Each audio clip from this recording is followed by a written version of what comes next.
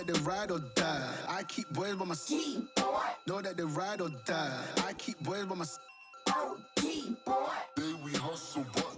How you doing? This is Don. GunMuse Kingdom 592.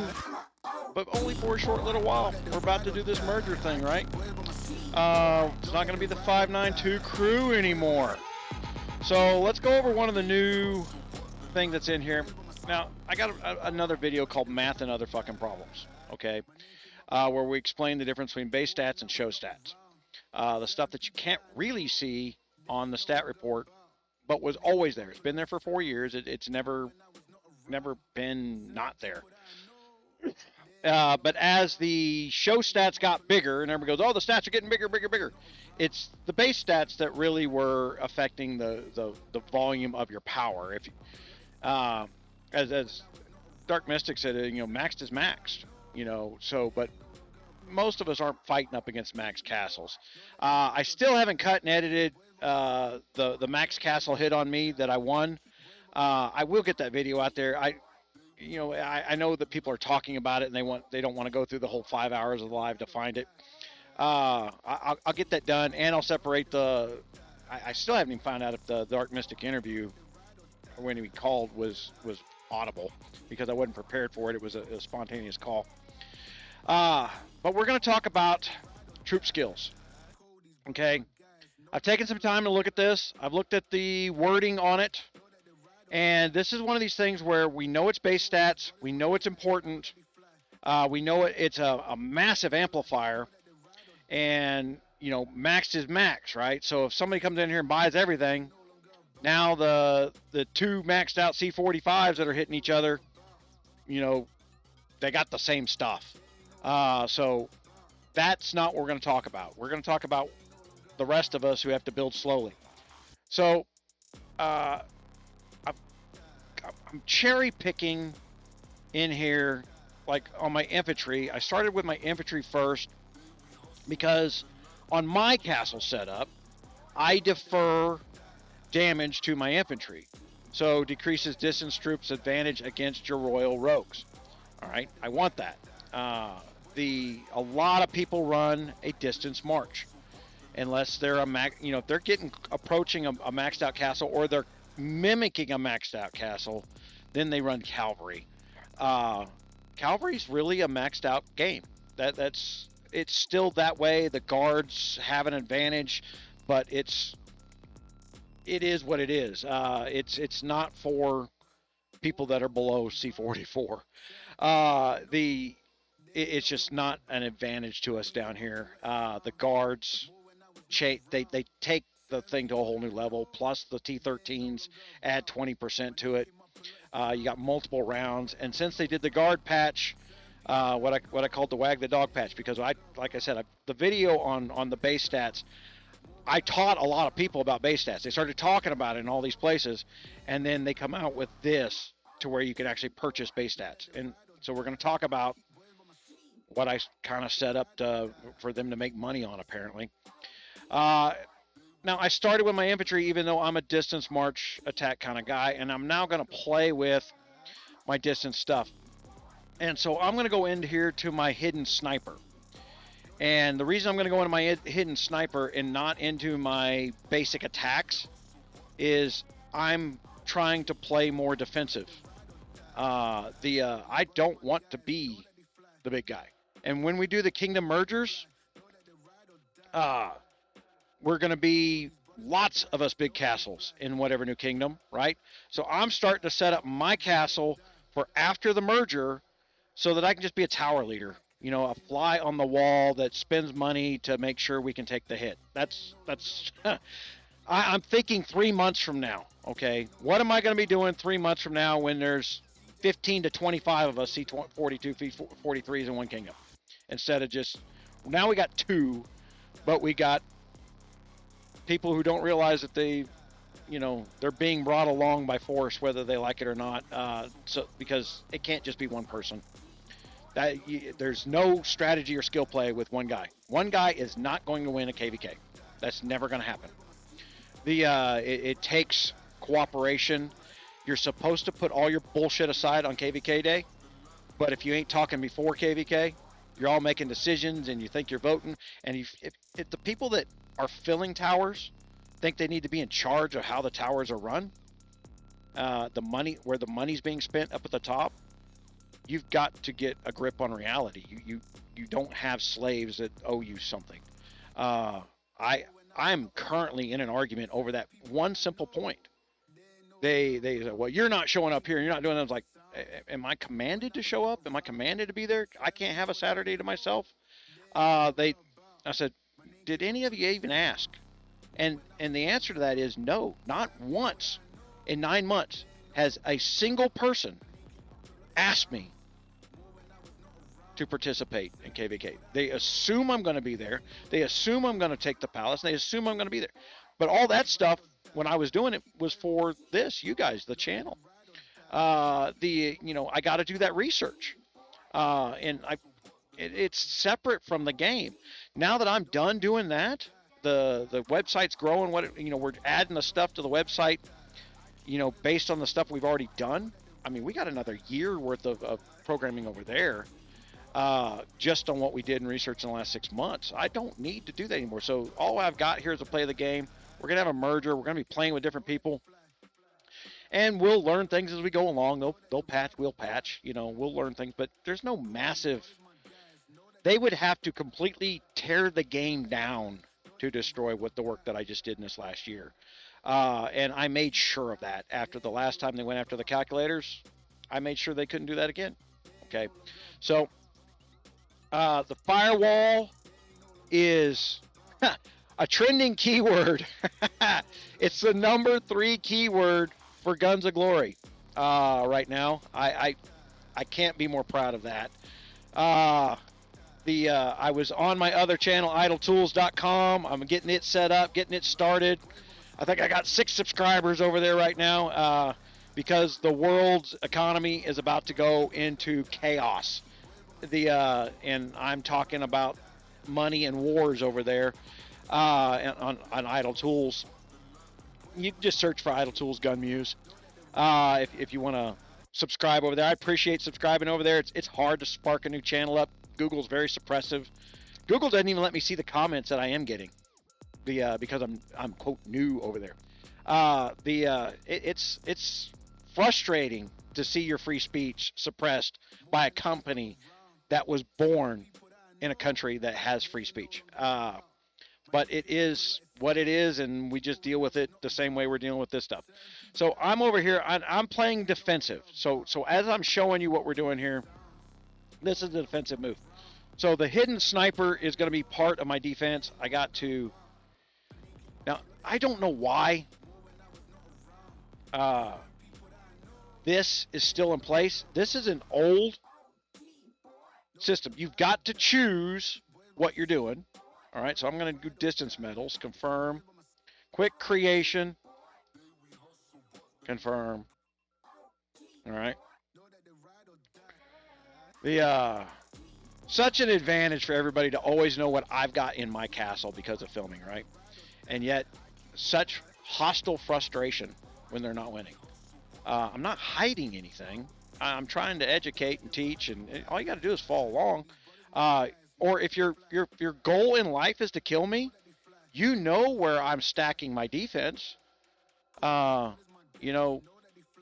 better be building a monster cavalry against me. Monster. You better be stacking every stat in cavalry you can against me. That's your own, and buying every cavalry guard at full $50 per 20 cards. Or you're in an older kingdom and you've gotten all this stuff, right? But that's not where we are in the game today, so I'm not all that worried about it from a personal gaming standpoint, because the players around me, in our kingdom pool for 592, we got 590 in that kingdom pool. 590, the Russians in 590 and a couple other people, they build more troops than anybody. That is a troop building kingdom. I pay attention to that stuff every time, guys. It doesn't slide by me. Everybody acts like I'm not there, and I'm just a fly on the wall. I'm paying attention to what dozens and dozens of kingdoms are doing and how that might affect us 2-3 months down the road. So my goal here is defending a tower. today, tomorrow, 3 months from now, because this is going to take me a little while. Okay, I'm not blowing all the money today. I'm going to spend about 10, 20 bucks a week on this. I spent 10 bucks on this week. All right, so I'm going to go up, up, up, up, up, up, up, up. All right, so I'm level 5, 0.5. What do those numbers represent?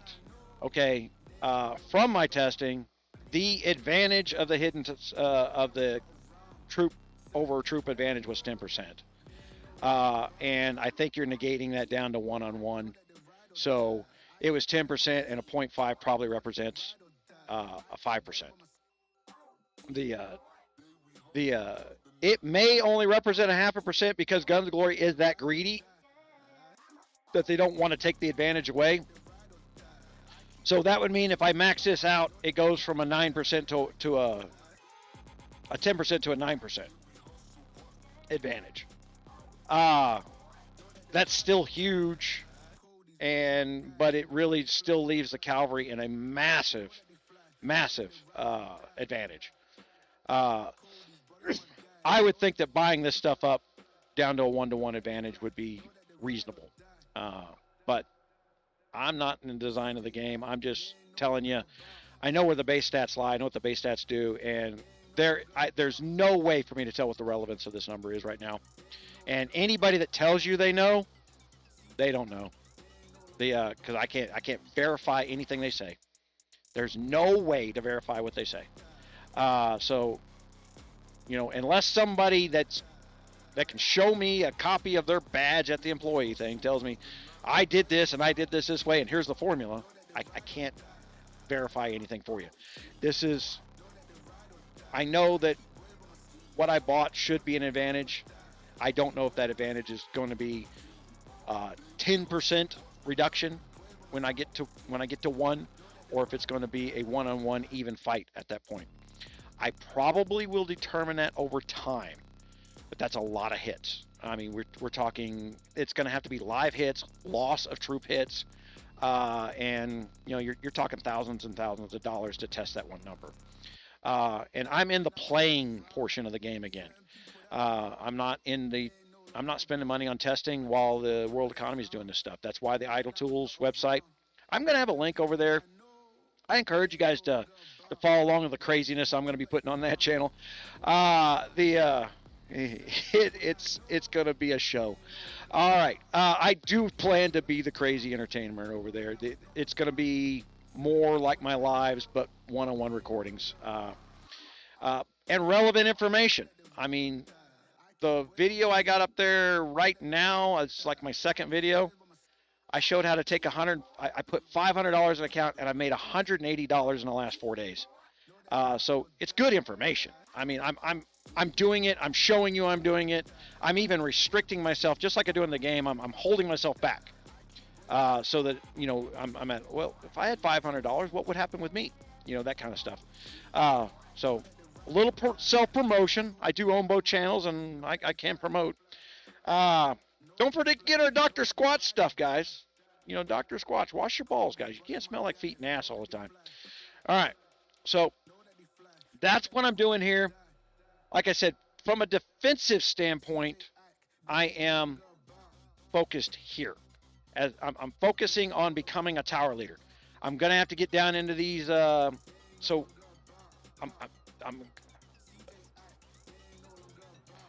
the ambush in the cavalry is going to be what I'm heading towards next. I'm probably going to +7 all those before my next loss event.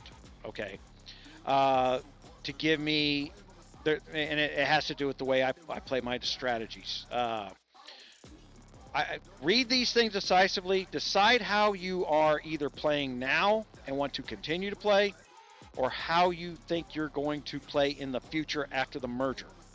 Understand, I'm the biggest guy in Kingdom 592, and that don't mean shit when we merge. I guarantee you, after the merger, if I'm in the top 20, I'd be amazed.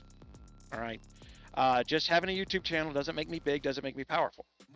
You know, having a mind that understands the reality of all the stuff around us, that empowers me. So pay attention to what I'm telling you. You're going to have to analyze your own game style. You're going to have to analyze your own account, and you're going to have to analyze what's going to happen next. These are, I would tell the new players, okay, because you can start doing this stuff at C30. Okay, so C30, C35, C40. That's the three things that are here. C45. Man, depending on how long you think you're going to be at C30. If they did to you in the New Kingdoms what they did to us, which is hold back the 50% event for a year, where you didn't get that buff for a year, then yeah, you're going to spend some points over here. Otherwise, I'd be hoarding them for your T12s, depending on what your plan is. So throw $10 a week into those chests. Don't open them up and wait for because you're planning on C40. You know you're going to go to C40. That's in your agenda. You know you're going to do the badges. You're going to do the VIP 11 purchase and get to C35 real quick. If you think you're going to take 6 months to go from C35 to C40, then go ahead and throw your points in here. All right. And man, I promise you that's just best guess advice right now. There's no way for me to know that. I think I'm right. You know, if I honestly was, I would be in my C35s. I'd probably be focusing on attacks because I wouldn't bring any T11s. You know, I wouldn't bring any T11s to my defense once I'm C40 in a tower. But I would still be bringing T11s on attacks in my attack marches because odd tiers have more damage. They have more war books that apply more damage. So I could stack base attacks plus damage and things like that. So if I'm attack focused, I would be putting points here. If I'm defense focused, I'm over here. I would be defense focused on my T10s. I'd be defense focused on my T12s. I'd be attack focused on my T11s with these points. I hope that helps you plan. I appreciate it. Thanks.